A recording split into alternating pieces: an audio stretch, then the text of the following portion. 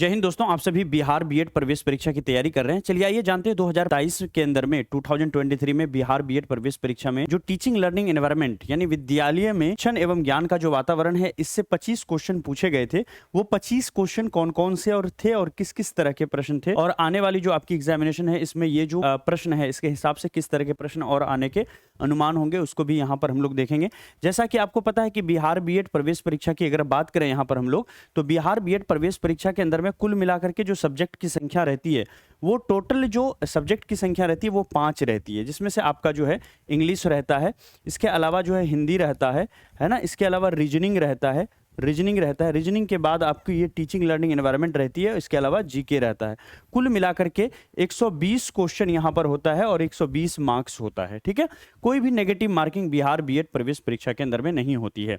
चलिए आइए शुरुआत करते हैं 2023 के अंदर में 2023 में जो टीचिंग लर्निंग एनवायरनमेंट के प्रश्न पूछे गए थे, इसको हम लोग यहाँ पर देखते हैं। 25 इंपॉर्टेंट क्वेश्चन जो पूछा हुआ प्रश्न है उसको देखेंगे। आगे बढ़ने से पहले देख लीजिए, अगर आप लोग अभी तक ड्रीम सेवक आईएएस ये ऐप नहीं डाउनलोड किए हैं, अगर इस क्लास की पीडीएफ चाहिए आपको, है ना, और भी बहुत सारे इंपॉर्टेंट जो पीडीएफ है वो सब कुछ आपको इस ऐप पर मिलेगी। ड्रीम सेवक आईएएस ऐप को डाउनलोड कर लीजिए आप लोग प्ले स्टोर से। इसके अलावा टेलीग्राम ग्रुप से अगर आप जुड़ना चाहते हैं, आपको हर एक समय पर अपडेट चाहिए, फॉर्म कब आएगी, है ना, एग्जामिनेशन कब होगा, है ना, जो क्लासेस वगैरह है उसके बारे में अपडेट चाहिए, फ्री लिंक्स वगैरह चाहिए, यूट्यूब की पीडीएफ मटेरियल चाहिए, तो आपको @DST पीडीएफ पर सारी कम्युनिकेशन हमारी होती है। ड्रीम सेवक टीचर्स के नाम से सर्च करेंगे तब भी मिल जाएगी, या फिर @DST पीडीएफ ये लिखेंगे मिल जाएगी। स्क्रीनशॉट एक बार आप इनका ले लीजिए। टेलीग्राम आप प्ले स्टोर से डाउनलोड करके आप इसको कर लीजिएगा। चलिए शुरुआत करते हैं और आ जाते हैं हम लोग पहले प्रश्न की ओर। पहला क्वेश्चन यहाँ पर क्या कह रहा है, देखते हैं इसको। देखिए, पहला क्वेश्चन कह रहा है कि शिक्षक किस अर्थ में परामर्शदाता नेतृत्व प्रदान करता है। शिक्षक किस अर्थ में परामर्शदाता नेतृत्व प्रदान करता है। चारों ऑप्शंस दिया हुआ है। कहता है वो पढ़ाने के लिए अपनी मानसिक क्षमताओं का उपयोग करता है। सही बात है, टीचर पढ़ाने के लिए अपनी मानसिक क्षमताओं का तो उपयोग करता ही है, लेकिन क्या मानसिक क्षमताओं का उपयोग वो करता है इसलिए वो परामर्शदाता बन जाता है? आंसर होगा नहीं। ठीक है, वह छात्रों को ज्ञान प्रदान करता है। बिल्कुल सही बात है, छात्रों को ज्ञान प्रदान करता है। क्या ज्ञान प्रदान करता है इसलिए वो परामर्शदाता हो जाता है? नहीं। ठीक है, वो छात्रों को जीवन कौशल प्रदान करता है, यानी जीने लायक जो कौशल होती है जीविकोपार्जन के लिए, ये सही बात है, कौशल प्रदान करता है, लेकिन क्या इससे वो एक परामर्शदाता हो जाता है? नहीं। डी ऑप्शन पढ़ लीजिए। कहता है वो अपने शिक्षार्थियों को अपने मानसिक दृष्टिकोण, ज्ञान और कौशल और चरित्र से प्रभावित करता है, इसलिए वो एक परामर्शदाता होता है। ये आपका बिल्कुल करेक्ट आंसर होगा कि टीचर जो है वो अपने ही मानसिक दृष्टिकोण से, ज्ञान से और कौशल से और अपनी चरित्र से बच्चों को क्या करता है? प्रभावित करता है। यही कारण है कि टीचर जो है क्या होता है? एक परामर्शदाता होता है। अगले प्रश्न पर आ जाते हैं जो 2023 में पूछा है बिहार बीएड प्रवेश परीक्षा के अंदर में। प्रश्न है कि टीम निर्माण के किस दृष्टिकोण में एक नेता एक कृत्रिम टीम बनाता है? टीम निर्माण के किस दृष्टिकोण में एक जो लीडर होता है वो एक कृत्रिम टीम बनाता है? कौन सी टीम बनाता है? कृत्रिम, जिसको इंसान ने बनाया है, जहां सदस्य अन्य सदस्यों के व्यवहार से बातचीत करते हैं, चर्चा करते हैं और सीखते हैं। ठीक है, तो ये जो है टीम निर्माण के किस दृष्टिकोण में, कौन सा दृष्टिकोण के तहत ये टीम, इस तरह की टीम बनती है? चारों ऑप्शंस आपके दिए हुए हैं। यहां पर जो करेक्ट आंसर हो जाएगा वो हो जाएगा अनुकरण विद्या दृष्टिकोण। चूंकि देखो यहां पर क्या हो रहा है, यहां साफ साफ कह रहा है जहां सदस्य अन्य सदस्यों के व्यवहार से, बातचीत से, है ना, बातचीत करके, चर्चा करके, है ना, और सीखते हैं उससे, यानी उसको फॉलो करके सीखते हैं, तो ये हो जाएगा आपका अनुकरण विद्या दृष्टिकोण। तो आंसर इस तरह से हो जाएगा हमारा बी नंबर। चलिए अगले प्रश्न पर चलते हैं जो 2023 में पूछा हुआ प्रश्न है, इसको देख लेते हैं। कहता है शैक्षिक कंप्यूटर का मुख्य कार्य क्या है? जो पढ़ाने लिखाने वाली कंप्यूटर होती है ना, उसका मुख्य कार्य क्या है? पहला ऑप्शन है डेटा का संरक्षण, दूसरा उत्तर स्कोर करना, डी डेटा का विश्लेषण, या फिर उपरोक्त में से सभी काम करती है। तो जो एक शैक्षिक कंप्यूटर होती है ना, वो सारे काम करती है, डेटा का संरक्षण भी करती है ना, इसके अलावा उत्तर स्कोर करने का भी काम करती है और डेटा का विश्लेषण भी करती है। तो इस तरह से आंसर हमारा क्या हो जाएगा? इस तरह से आंसर हमारा हो जाएगा डी, उपरोक्त में से सभी। तो यहां पर जिनका आंसर डी है वहां यहां पर उनका बिल्कुल करेक्ट है। चलिए अगले प्रश्न पर आते हैं, नेक्स्ट क्वेश्चन देख लेते हैं। यहां पर नेक्स्ट क्वेश्चन है सीखना हो सकता है। जो लर्निंग होती है ना, लर्निंग वो क्या चीज होता है? देखो लर्निंग जो है ना, बच्चा जो लर्न करता है वो घर पे भी करता है, माँ बाप से, पड़ोसियों से, दोस्तों से, और साथ ही साथ स्कूल विद्यालय में भी लर्न करता है। तो शिक्षा जो है, पहले तो यहाँ पर दो वर्ड है, औपचारिक और अनौपचारिक, इसको समझिए। देखो जो चीजें प्रोफेशनल होती है ना उसको बोलते हैं औपचारिक। जैसे विद्यालय आपका क्या है, एक प्रोफेशनल जगह है, तो वो क्या हो गया, औपचारिक। आपका घर जो है ये एक प्रोफेशनल जगह नहीं है, समझ रहे हैं ना, नॉन प्रोफेशनल है, तो इसको अनौपचारिक बोलेंगे। तो लर्निंग जो है कैसा प्रोसेस है, लर्निंग औपचारिक तरीके से भी सीखी जाती है, अनौपचारिक तरीके से भी सीखी जाती है। जैसे घर में आप बैठ के मूवी देख रहे हो, मूवी से भी बहुत सारी चीजें सीखते हो, तो ये अनौपचारिक तरीके से सीखते हो। माँ बाप से लोग सीखते हैं, दादी दादा से सीखते हैं, तो ये फैमिली से सीखना जो है अनौपचारिक, ये जो है लर्निंग हो गया। और दोस्तों से सीखना है ना, गुल्ली डंडा खेलते हो वहां पर भी कुछ ना कुछ सीखते हैं हम लोग, है ना, कि भैया, तो वो कैसा हो गया, अनौपचारिक हो गया। तो सीखना जो है वो आपका औपचारिक भी होता है और साथ ही साथ अनौपचारिक भी होता है। तो इस तरह से हमारा आंसर हो जाएगा 4 का सी नंबर। ठीक है, चलिए अगले प्रश्न पर आते हैं। नेक्स्ट क्वेश्चन कहता है, शिक्षण की प्रभावशीलता को किस संदर्भ में आंका जाना चाहिए। यानी जब कोई पढ़ाता है, टीचर है ना, जब बच्चों को पढ़ाया जाता है तो वो कितना इफेक्टिव लर्निंग कर रहा है, कितने अच्छे तरीके से सीख रहा है, इसको हम लोग किस तरह से माप सकते हैं। पहला ऑप्शन है सिलेबस कवरेज के आधार पे। अगर सिलेबस कवरेज हो गया तो हमारा टीचिंग बहुत इफेक्टिव हुआ, बहुत प्रभावी हुआ। क्या ऐसा होता है, कहते हैं ना कि बहुत सारा मास्टर जी ऐसा होता है कि सिर्फ सिलेबस से पूरा करवाता है और कुछ नहीं करवाता है। तो मीन्स क्या, ये सेंटेंस कहने का मतलब है कि उसकी टीचिंग इफेक्टिव नहीं है। तो कभी भी सिलेबस कवरेज कर देने से आपकी शिक्षा जो है वो प्रभावशाली नहीं हो जाती है। ठीक है, केवल सिलेबस कवरेज करने से प्रभावशाली नहीं होगा। छात्र हित में अगर पढ़ाया जाए, कक्षा में शिक्षण सहायक सामग्री का उपयोग करके अगर पढ़ाया जाए, छात्रों के सीखने का प्रतिफल से पता चलता है। किस चीज से पता चलेगा कि शिक्षण की प्रभावशीलता को के संदर्भ में किस चीज से माप सकते हैं हम लोग, है ना, कैसे कहेंगे कि भैया प्रभावशील हो गया है। तो इससे हमको यह पता चलेगा कि छात्रों के सीखने का जो प्रतिफल होगा, वो कितना सीख रहा है, उसका जो आउटकम होगा सीखने का, इससे हमको पता चलेगा। तो आंसर क्या होगा कि छात्रों के सीखने के प्रतिफल से ही यह पता चल सकता है कि हमारा शिक्षा प्रभावशाली कितना है ना, कितना प्रभावशाली है। चलिए आगे चलते हैं, नेक्स्ट क्वेश्चन पर हम लोग देख लेते हैं। अगला प्रश्न है, शिक्षण अधिगम प्रक्रिया एक यात्रा है। यानी टीचिंग लर्निंग प्रोसेस जो है ना, लर्निंग प्रोसेस, टीचिंग लर्निंग। देखो यहां पर अधिगम जो है ना, इसको लर्निंग कहते हैं। अधिगम को जब आप पढ़ोगे थ्योरी तो आपको पता चलेगा अधिगम को क्या कहते हैं, लर्निंग कहते हैं। तो टीचिंग लर्निंग जो प्रोसेस है ये एक यात्रा है। कैसी यात्रा है, ठोस से सार की ओर, ज्ञात से अज्ञात की ओर, सरल से जटिल की ओर, या फिर सभी।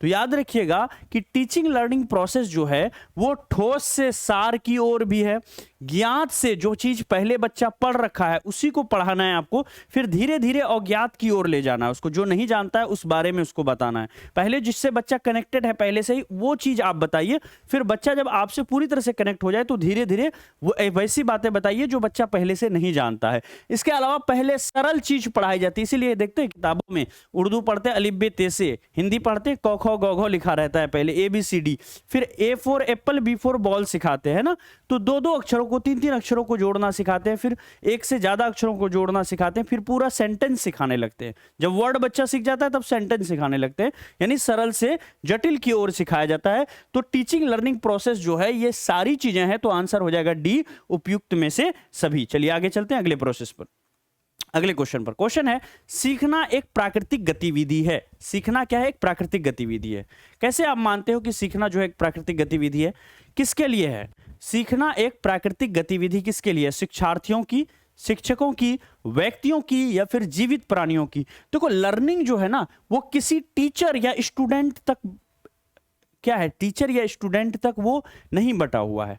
लर्निंग जो है वो किसी टीचर या स्टूडेंट तक नहीं है, बल्कि जितने भी जीवित प्राणी हैं, यहाँ की कीड़े मकोड़े, जानवर, इंसान, सभी सीखते हैं। तो सीखना एक नेचुरल प्रोसेस है। नेचुरल प्रोसेस है, किसका नेचुरल प्रोसेस है, तो जितने भी जीवित प्राणी हैं सभी का एक नेचुरल प्रोसेस है। जितने भी जीवित प्राणी हैं सबका क्या है भैया, एक नेचुरल प्रोसेस है, क्या, लर्निंग। ठीक है, चलिए आगे चलते हैं अगले प्रश्न की ओर। नेक्स्ट क्वेश्चन देख लेते हैं। सवाल है यहां पर, नेक्स्ट क्वेश्चन कहता है, सहकर्मी समूह एक समूह है जिसके सदस्य साझा करते हैं, यानी साथ में काम करने वाले जो लोग होते हैं ना उसको कहते हैं सहकर्मी समूह। सहकर्मी समूह एक तरह का ऐसा समूह होता है जिसके सदस्य क्या करते हैं, तो यहां पर सहकर्मी है। सह मतलब क्या होता है, साथ, सह मतलब साथ, अकर्मी मतलब होता है काम करने वाले लोग, यानी साथ काम करने वाले लोग, साथ काम करने वाले लोग, तो साथ काम करने वाले लोग को हम लोग क्या कहते हैं? सहकर्मी कहते हैं। अब देखो, साथ काम करने वाले जो लोग होंगे इसको सहकर्मी कहेंगे। सहकर्मी समूह एक ऐसा समूह होता है जिसके सदस्य क्या साझा करते हैं? तो आंसर क्या होगा कि जिसके सदस्य जो है समान तरह की परिस्थितियां साझा करती है। जिस समूह के लोग समान तरह की परिस्थितियां को साझा करते हैं, ऐसे लोग जो है क्या कहलाते हैं? सहकर्मी समूह कहलाते हैं। तो यहाँ के जो सदस्य होते हैं वो क्या साझा? समान मूल्य साझा करते हैं, समान मान या समान मूल्य साझा करते हैं, समान प्रकार के खेल मैदान साझा करते हैं, समान स्टडी सर्किल और पुस्तकें साझा करते हैं। नहीं, सहकर्मी समूह जो है या सहकर्मी जो बच्चे होते हैं वो समान तरह की परिस्थितियों को साझा करते हैं। चलिए आगे चलते हैं अगले प्रश्न की ओर। पाठचर्या यानी जो सिलेबस को पढ़ाया जाता है ना डे टू डे, उसको कहते हैं क्या? पाठचर्या।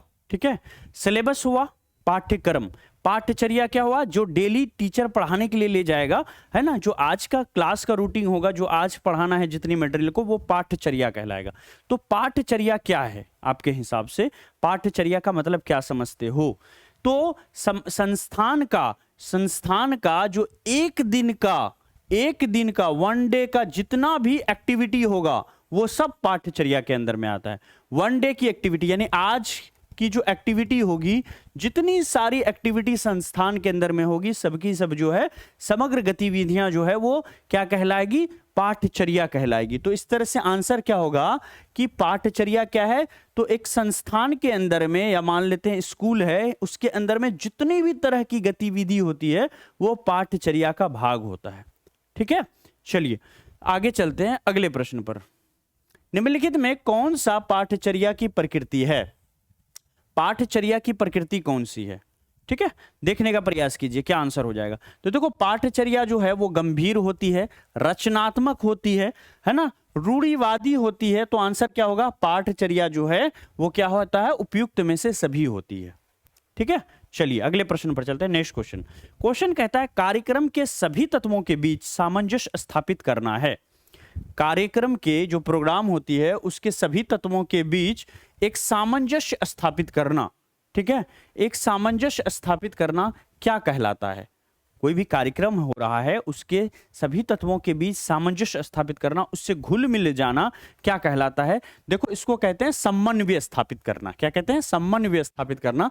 तो आंसर यहां पर हो जाएगा हमारा ए नंबर। चलिए समझ में आ रहा? अगले प्रश्न पर चलते हैं। 12वां नंबर क्वेश्चन कहता है उपयोगिता और परिवर्तन डैश के मूल सिद्धांत हैं। उपयोगिता और परिवर्तन जो है, उपयोगिता और परिवर्तन ये किसके मूल सिद्धांत है? तो ये व्यवहारवाद के मूल सिद्धांत है। तो यहां पर आंसर हो जाएगा व्यवहारवाद। व्यवहारवाद के क्या है? मूल सिद्धांत है। तो इस तरह से आंसर हो जाएगा हमारा सी नंबर।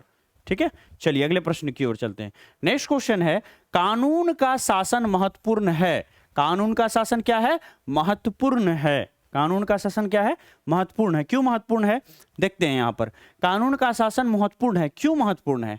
क्योंकि यह प्रशासन के नियंत्रण में सहायक होता है। कानून का शासन प्रशासन के नियंत्रण में क्या होता है? सहायक होता है। ठीक है, प्रशासन जो है वो क्या करता है? कंट्रोल कर लेता है इसको। ठीक है, सुरक्षा प्रदान करता है कानून का शासन। यह नियम और विनिमय निर्धारित करता है, या फिर उपरोक्त में से सभी। तो देखो, जितनी भी बातें लिखी हुई है सारी चीजें सही है कानून के शासन के प्रति। कानून का शासन जो है प्रशासन के नियंत्रण में सहायक होता है, सुरक्षा भी प्रदान करता है हमें। इसके अलावा यह नियम और विनिमय निर्धारित करता है। तो आंसर क्या होगा? उपरोक्त में से सभी। ठीक है, क्या हो जाएगा? उपरोक्त में से सभी। अगले प्रश्न पर आते हैं। नेक्स्ट क्वेश्चन देख लेते हैं। क्वेश्चन कहता है यहां पर, समझने का प्रयास कीजिएगा। सवाल कहता है यहां पर कि डैश का मतलब कुछ ऐसा है जिसका उपयोग किसी लक्ष्य को प्राप्त करने में मदद के लिए किया जाता है। अब देखो, आपका अगर कुछ लक्ष्य है उसको प्राप्त करने के लिए, जैसे मान लो आपको यहां से 10 किलोमीटर जाना है। ठीक है, तो आपका लक्ष्य क्या है? आपको 10 किलोमीटर दूर पहुंचना है। तो वहां तक ले जाने के लिए कोई ना कोई चीज तो आपकी मदद करेगी, है ना। वो जो चीज जो आपकी मदद करेगी उसको क्या कहेंगे? आप कहोगे सर उसको गाड़ी कहेंगे, है ना। अब मान लो कि अगर आपको शिक्षित होना है तो आपको क्या करना पड़ेगा? पढ़नी पड़ेगी किताबें। तो किताब आपके लिए क्या हो गया? समझ रहे हैं ना। तो वो चीज यहां पर पूछ रहा है। तो डैश का मतलब कुछ ऐसा है जो आपके लक्ष्य को क्या करता है, प्राप्त करने में मदद करती है। तो किसी भी लक्ष्य को प्राप्त करने में हमें क्या मदद करती है, संसाधन मदद करती है, रिसोर्स मदद करती है। अलग अलग गोल के लिए अलग अलग रिसोर्स हमारा हो सकता है, लेकिन ओवरऑल हम उसको रिसोर्स ही कहेंगे, है ना। रिसोर्स क्या करता है, हमारे लक्ष्य को, है ना, पूरा करने में मदद करता है। अगला प्रश्न देखते हैं, अपव्यय और अवरोधक की समस्या मुख्य रूप से शिक्षा के किस स्तर से संबंधित है। अपव्यय और अवरोधक, ये दो जो टर्म आप देख रहे हो, ये दोनों जो समस्याएं हैं शिक्षा के किस स्तर से संबंधित है। तो याद रखिएगा ये दोनों ही चीजें जो है शिक्षा के प्राथमिक स्तर पर क्या है, से संबंधित है। तो आंसर हो जाएगा यहां पर 16 का बी। अगला प्रश्न देख लेते हैं, नेक्स्ट क्वेश्चन। प्रश्न है यहां पर 17 नंबर, भावनाएं और अनुभूमित एक दूसरे के डैश हैं। भावनाएं और अनुभूमित जो है ये दोनों एक दूसरे के क्या हैं, एक दूसरे के साथ बुना हुआ है। भावनाएं और अनुभूमित एक दूसरे के साथ जो है क्या हुआ है, बुना हुआ है। तो इस तरह से आंसर होगा 17 का सी नंबर। अगला प्रश्न देख लेते हैं हम लोग यहां पर, नेक्स्ट क्वेश्चन है कि दर्शन के 4 मुख्य विभाग तत्व मीमांसा, ज्ञान मीमांसा, स्वयं सिद्धि विज्ञान और कौन से हैं। तो दर्शन के 4 मुख्य भाग हैं, मुख्य विभाग हैं। वो चारों मुख्य विभाग के बारे में बताना है आपको। इसमें से 3 मुख्य विभाग दिया हुआ है, चौथा वाला ढूंढना है। तो दर्शन के 4 मुख्य विभाग हैं। पहला है यहां पर तत्व मीमांसा, ज्ञान मीमांसा, स्वयं सिद्धि विज्ञान और लास्ट में क्या बच जाता है हमारा, तर्क। लास्ट में क्या बच जाता है, तर्क। तो इस तरह से आंसर हो जाएगा हमारा 18 का बी, तर्क। अगले प्रश्न पर आ जाते हैं हम लोग, नेक्स्ट क्वेश्चन पर। प्रश्न को पढ़िए, कहता है शिक्षक प्रशिक्षण क्यों आवश्यक है। टीचिंग लर्निंग जो है वो क्यों आवश्यक है, यानी शिक्षकों को पढ़ाना लिखाना क्यों जरूरी है। आप बताओ शिक्षकों को पढ़ाना लिखाना क्यों जरूरी है। ऑप्शंस पढ़ लेते हैं हम लोग यहां पर। शिक्षकों को पढ़ाना लिखाना क्यों जरूरी है, इसलिए जरूरी है कि शिक्षण कौशल विकसित करने हेतु, यानी पढ़ाने लिखाने की जो उसकी स्किल है वो बेहतर हो सके, इसलिए हम शिक्षकों को पढ़ाते हैं। बिल्कुल सही बात है। तो इस तरह से आंसर क्या हो जाएगा हमारा, ए नंबर करेक्ट है। बी नंबर में आ जाते हैं, कहता है विद्यालय संगठन के तरीके को समझने हेतु इसीलिए जो है टीचिंग लर्निंग जरूरी है। जैसे बीएड वगैरह करते हैं ना, तो क्यों करते हैं, या टीचर की जो ट्रेनिंग होती है 6 मंथ की, वो क्यों करवाया जाता है। तो विद्यालय संगठन के तरीके को समझाने हेतु जो है क्या करता है, शिक्षण प्रशिक्षण होती है। विषय ज्ञान को विकसित करने हेतु, जो विषय ज्ञान है उसको और भी ज्यादा बेहतर करने के लिए भी क्या करते हैं हम लोग, टीचर का ट्रेनिंग किया जाता है। तो आंसर इस तरह से हो जाएगा डी, उपरोक्त में से सभी। चूंकि सारे ऑप्शंस करेक्ट हैं इसलिए आंसर हो जाएगा उपरोक्त में से सभी। नेक्स्ट है हमारा सिंपोजियम। सिंपोजियम का नाम सुना है आपने। सिंपोजियम क्या है, तो सिंपोजियम जो है बेसिकली एक क्या है, चर्चा करने की विधि है। तो सिंपोजियम क्या है आपका, एक ऐसी विधि है जिसके द्वारा हम लोग क्या कर सकते हैं, डिस्कस करते हैं। तो आंसर यहां पर हो जाएगा कि सिंपोजियम जो है ये एक चर्चा की विधि है। ठीक है, नेक्स्ट प्रश्न देख लेते हैं। एनईपी की मुख्य पाठ्यक्रम संरचना के अनुसार, एनईपी की नई पाठ्यक्रम संरचना के अनुसार मध्य चरण में कौन सी कक्षा आएगी। एनईपी का मतलब समझे आप लोग। एनईपी का मतलब हो गया new education policy. New education policy की अगर बात करें, न्यू एजुकेशन पॉलिसी की बात करें, तो न्यू एजुकेशन पॉलिसी के हिसाब से अगर देखें तो कहता है कि जो मध्य चरण है, जो मिडिल स्टेज होता है, उसमें कौन कौन सी कक्षाएं आती है मिडिल स्टेज में। तो याद रखिएगा मध्य चरण के अंदर में, मिडिल स्टेज के अंदर में हमारी कक्षा 6 से लेकर के कक्षा 8 तक की क्लासेस आती है।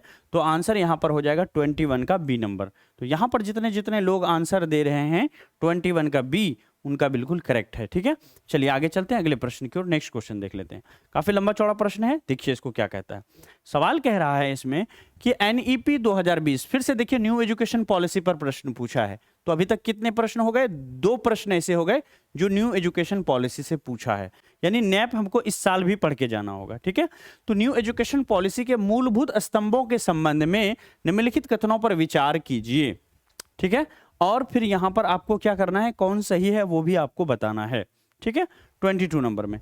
तो यहां पर देखिए गौर से, अगर हम देखें यहां पर अभिगम्यता है ना, सामर्थ्य, जवाबदेही, गुणवत्ता, समता, और साथ ही साथ पहुंच, ये सारी चीजें जो है न्यू एजुकेशन पॉलिसी की मूलभूत स्तंभ हैं। तो इस तरह से आंसर क्या हो जाएगा, डी 1 2 3 4 5 6, ये 6 के 6 जो हैं, है ना, ये सब क्या है, न्यू एजुकेशन पॉलिसी के मूलभूत स्तंभ के अंदर में आते हैं। नेक्स्ट प्रश्न देख लेते हैं, कहता है ज्ञान विज्ञान होने के नाते दर्शन का उद्देश्य क्या है। ज्ञान विज्ञान होने के नाते, ज्ञान विज्ञान होने के नाते दर्शन का उद्देश्य क्या है। ज्ञान विज्ञान होने के नाते दर्शन का उद्देश्य क्या है, तो आंसर क्या होगा, ज्ञान विज्ञान होने के नाते दर्शन का उद्देश्य जो है वास्तविकता की खोज है। क्या है भैया, वास्तविकता की खोज है। तो आंसर हो जाएगा यहां पर 23 का बी नंबर, वास्तविकता की खोज। अगला प्रश्न देख लेते हैं, कहता है निम्नलिखित में से कौन सा या से भारत के वित्त क्षेत्र से जुड़ा हुआ है और भारतीय रिजर्व बैंक यानी आरबीआई द्वारा नियंत्रित किया जाता है। यानी भारत के वित्त क्षेत्र से जुड़ा हुआ है और रेगुलेट किसके द्वारा किया जाता है, RBI, reserve bank of India के द्वारा कराया जाता है। रिजर्व बैंक ऑफ इंडिया जो है, जो कि भारत की केंद्रीय बैंक है, इसके द्वारा रेगुलेट किया जाता है। कौन सी ऐसी संस्था है, तो याद रखिएगा जितने भी तरह के साहूकार, क्या आरबीआई रेगुलेट करती है, नहीं ना। क्या ये स्टॉक एक्सचेंज संचालन है, करती है, नहीं, ये सेबी करती है, ठीक है। इसके अलावा उपरोक्त सभी तो होगा नहीं जब दो ऑप्शन कट रहे हैं। तो आंसर क्या होगा, जितने भी तरह के कमर्शियल बैंक है, जैसे आपका एसबीआई हो गया, ये क्या है, कमर्शियल बैंक है। तो जितने भी तरह के बैंक हो गए, कोई सा भी बैंक है, वो सब किसके द्वारा रेगुलेट होता है, RBI, reserve bank of India के थ्रू होता है, जो कि बहुत आसान प्रश्न यहां पर आपको पूछा गया था। ओलंपिक में व्यक्तिगत पदक जीतने वाले पहले भारतीय कौन थे। यहां पर देखो, ये जो टीचिंग लर्निंग एनवायरनमेंट पूछा है ना, इसमें दो प्रश्न तो ऐसा हमने देखा, जैसे देखो एक प्रश्न ये जीके का प्रश्न लग रहा है, एकदम इकोनॉमिक्स का क्वेश्चन है। ये भी देखो ज्ञान विज्ञान, ये तो छोड़ो, न्यू एजुकेशन पॉलिसी भी इसी का पार्ट है। लेकिन ये जो प्रश्न आप देख रहे हो ना, ये वाला आरबीआई वाला प्रश्न पूछा है, ये कहीं से टीचिंग लर्निंग का पार्ट तो नहीं लग रहा है, ठीक है। ये जीके का पार्ट है, लेकिन पूछा कहां से है, टीचिंग लर्निंग वाले सेक्शन में। ये 25 प्रश्न पूछे गए, उनमें से ये दो प्रश्न ऐसे हैं जो जीके का प्रश्न है, ठीक है। ओलंपिक में व्यक्तिगत पदक जीतने वाले पहले भारतीय कौन थे, पहले भारतीय का नाम बता दीजिए कौन था। मिल्खा सिंह, कर्णम मल्लेश्वरी, पीटी उषा या फिर केडी जादव। क्या आंसर हो जाएगा 25वां नंबर प्रश्न में। तो 25वां नंबर आंसर अगर हम यहां पर देखें तो आंसर क्या हो जाएगा कि ओलंपिक में व्यक्तिगत पदक जीतने वाले पहले भारतीय जो थे वो कोई और नहीं बल्कि केडी जादव थे। तो इस तरह से आंसर हो जाता है 25 का डी नंबर। और यहां पर जितने भी लोग 25 का डी नंबर आंसर कर रहे हैं उन सबका क्या है, बिल्कुल करेक्ट है। तो ये थे टीचिंग लर्निंग एनवायरनमेंट के अंदर में पूछे हुए 25 महत्वपूर्ण प्रश्न। देखिए, अगर डीएलएड बीएड 2024 की आप तैयारी कर रहे हो, चाहे 4 वर्षीय हो या 2 वर्ष बीएड हो, तो आपके लिए बेस्ट रहेगा टॉपर बैच, है ना। हमारी एप्लीकेशन ड्रीम सेवक आईएएस ऐप पर चल रही है, जो ऐप हमने आपको शुरुआत में दिखाया था, अभी फिर से आपको दिखा देंगे। इस पर जो एक सबसे बड़ी बात है कि कोर्स फी अब इसकी डाउन हो गई है। अब ये जो है आपको मात्र जो है आपको यहां पर 999 नहीं बल्कि 699 में भी ऑफर चल रही है। 699 में आपको फुल कोर्स यहां पर आ जाएगा, है ना। इसके अंदर में आपको 5 सब्जेक्ट की कंप्लीट थ्योरी पढ़ाई जाएगी। पूरे 1 साल तक कोर्स वैलिड रहेगा आपका, है ना। डेली यहां पर क्लास मिलेगी, लाइव प्लस रिकॉर्डेड क्लास होगी। चैप्टर वाइज डिजिटल टेस्ट आपको देखने को मिलेगा और इसकी जो वैलिडिटी होगी वो 2024 के एग्जाम तक रहेगा। तो संपूर्ण 1 साल तक क्लास यहां पर आपको मिलेगी, जिसमें से 4-5 महीने की डेडिकेटेड होकर के तैयारी चलेगी आपकी। उसके बाद आप उसको कई बार रिवाइज कर सकते हो, जितना बार चाहो उतनी बार आप रिवाइज कर सकते हो, वीडियो को देख सकते हो, जितनी बार चाहो उतनी बार आप टेस्ट लगा सकते हो। यहां पर कोई भी लिमिट नहीं है और हर एक चैप्टर का डिजिटल टेस्ट मिलेगा। ऑल इंडिया रैंकिंग आप जान पाओगे हर एक चैप्टर का, जैसे समाज की क्या ऑल इंडिया रैंकिंग है, उसी तरह से अगर आपने फिजिक्स की, केमिस्ट्री की, बायोलॉजी की कोई चैप्टर पढ़ी, उसमें ऑल इंडिया रैंकिंग आपकी कितनी है, जितने बच्चे पढ़ रहे हैं बीएड वाले, उसमें आपका कभी कभी क्या होता है ना,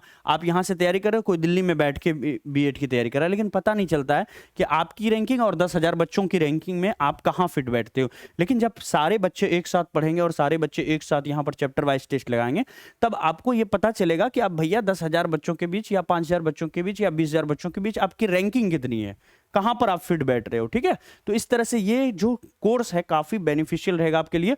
और ये जो टेस्ट है काफी कमाल का रहने वाला है, जिसमें हम लोग 6 महीने से काफी मेहनत करके इसको हमने डिजाइन किया है, तैयार किया है सिर्फ और सिर्फ आपके लिए। अब देख लेते हैं इसके अलावा जो है आपको यहां पर मिलता है बिहार डीएलएड प्रवेश परीक्षा से संबंधित, है ना, ये वाला कोर्स जिसको आप यहाँ पर देख रहे हैं, भारत बैच के नाम से है ये हमारा। इसमें भी ऑफर आई हुई है, आपको 999 नहीं बल्कि 699 में आपको फुल कोर्स यहाँ पर मिल जाता है। 6 के 6 सब्जेक्ट की कंप्लीट तैयारी यहाँ पर आपको मिलेगी, ठीक है। इसके अलावा हमारा जो है बिहार पैरामेडिकल प्रवेश परीक्षा 2024 के लिए अगर आपके रिलेटिव में कोई है तो आप उनको एडमिशन करवा सकते हो। इसमें शुरुआत के 500 बच्चों के लिए 499 की कोर्स फी है, इसके बाद जो है ये बढ़ जाएगी, ठीक है, फी बढ़ जाएगी अगर आप इस शुरुआत के 500 बच्चों में नहीं लेते हो तो। इसके अलावा झारखंड बीएड का हमारा रांची बैच चल रहा है और यूपी बीएड का भी जल्द ही कोर्स आने वाला है। Thank you so much. I hope कि क्लास आपको अच्छा लगा होगा। अच्छा लगा होगा तो अपने दोस्तों में जरूर शेयर करें। और अभी इस क्लास की पीडीएफ वगैरह चाहिए तो आप ऐप को डाउनलोड कर लीजिए, यहाँ पर फ्री डेमो वगैरह देखिए। पिछले 5 सालों का पेपर हमने यहाँ पर अपलोड कर रखा है, 2023 का, 22 का, 20 का, 21 का, 19 का, है ना। सारे पेपर आप यहाँ पे फ्री में डाउनलोड कीजिए और देखिए जीके में कैसा क्वेश्चन, रीजनिंग में कैसा क्वेश्चन, टीचिंग लर्निंग एनवायरनमेंट में कैसा क्वेश्चन, सारे सॉल्यूशन किए हुए पेपर आपको यहाँ पर हमने अपलोड किया है। आप उनकी सॉल्यूशन भी साथ साथ देख सकते हो। और क्लास से जुड़ने के लिए फ्री यूट्यूब क्लास से आप जो है इस टेलीग्राम ऐप को डाउनलोड कर लीजिए। लिखना कुछ नहीं है, टेलीग्राम पर जाना है @DST PDF, इतना तो लिख सकते हैं। स्क्रीनशॉट ले लीजिए आप इस पूरे पेज का और उसके बाद आप इसको सर्च कर लीजिए और ग्रुप में जल्दी से जुड़ जाइए और अपने दोस्तों में भी ग्रुप को शेयर कीजिए। Thank you so much. I hope कि क्लास आपको अच्छा लगा होगा, मज़ेदार लगा होगा। अच्छा लगा होगा तो अपने दोस्तों में जरूर शेयर करें। Bye bye.